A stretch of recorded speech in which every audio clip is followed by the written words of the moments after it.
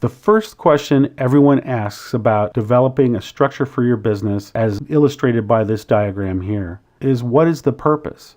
And the purpose is to be able to manage your business predictably. That is a definition of management, being able to predict what your business is going to do so that you can plan and have on hand the inventory, capital, and resources to be able to meet your market.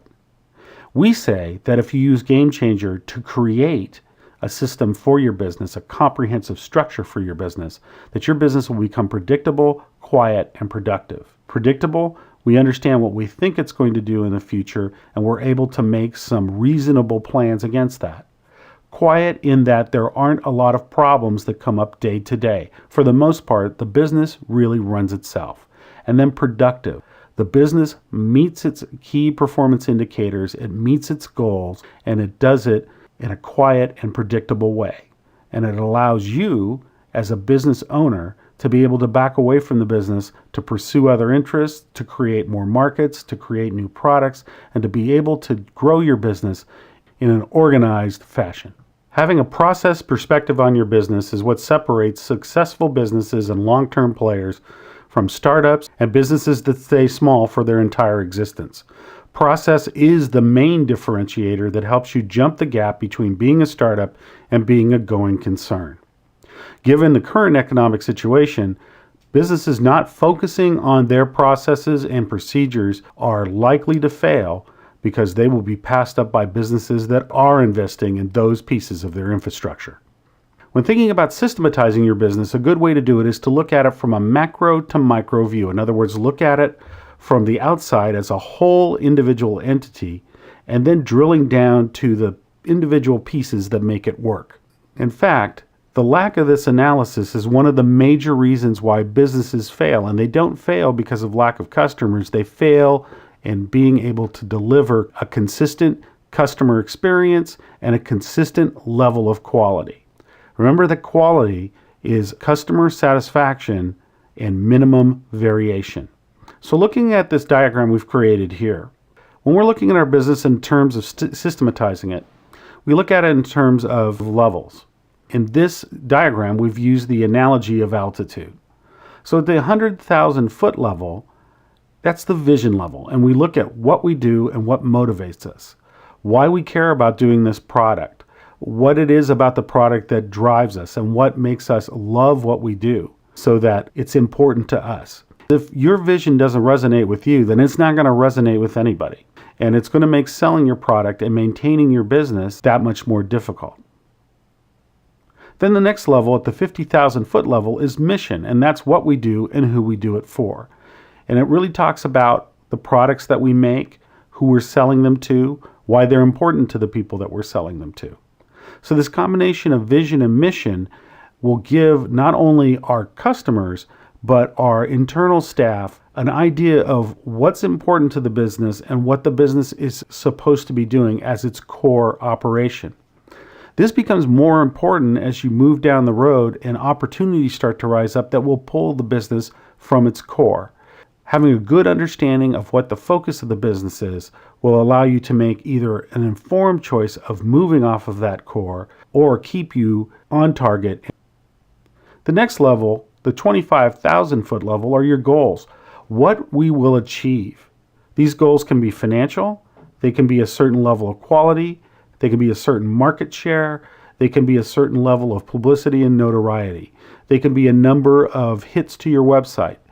Anything that is a reasonable measurement that gives you an indication of your success should be the things that are your goals, because those are the things you're going to be measuring your performance against. The next level is policies. And policies are really important and often forgotten by most small and medium-sized businesses. And by that I mean businesses between $1 million a year to $20 to $50 million a year in sales volume.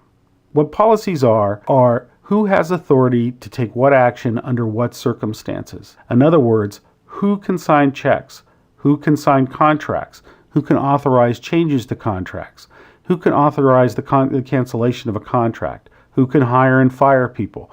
Those sorts of decisions need to be made in advance, because if the lines of authority are not clearly defined, what happens is that people will either overstep their boundaries, which creates problems for customers and employees alike, because nobody is really sure of who really has authority to make things happen, or nothing gets done because people believe that they don't have the authority to take action. Either one is not good. And then at the 1,000-foot level, we have processes. And processes are, how do things get done at what's called the process thread level. In other words, the individual steps of how things get done in the business. How your product is made, how it's delivered, how you handle inventorying it, how you handle returns. And then at the ground level, you have procedures. And the procedures are very specific. What person is able to take what action or is responsible for what action at what time?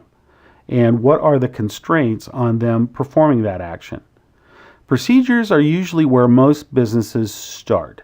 They usually start at the procedure level and start detailing the actions that employees can take. And that's a good thing. It should be done. But what ends up happening if you don't take an integrated view of how you're creating these procedures and processes and policies is that the whole focus of the business gets left out.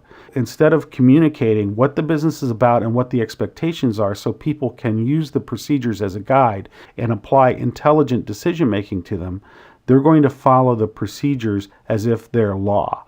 You don't get a lot of support from employees because they're waiting to be told what to do. In the framework we're describing, because the employees have been taken down the entire chain from what the business is and why it exists, what we do and who we do it for, what we're expected to achieve, who has authority and who doesn't through policies, and how things get done, they have an understanding when they're working a procedure how they can improvise if they need to. But the main point is to put them in a system that doesn't require them to improvise very much. And finally, at bedrock are metrics, also known as key performance indicators or measurements. And these are the individual measurements such as time to ship order, day sales outstanding on your receivables, the cycle time to produce a good, the number of hours required to produce a service. These are the things that you're measuring against your goals to make sure you can reach your goals. In the goal setting process, you should be thinking about the measurements that you're going to take that allow you to achieve your goals. One of the simplest measurements that you can make is to do a tracking cash flow, which predicts the number of sales and the cost of those sales in advance, so that you can measure month by month or week by week how you're performing against that cash flow and understand whether or not you're making both your revenue numbers and your expense numbers. Another key performance indicator could be the amount of revenue that comes in by employee or by hour of the day, so that you understand where to focus your efforts. But metrics are a key part of any plan because it allows you to manage the business.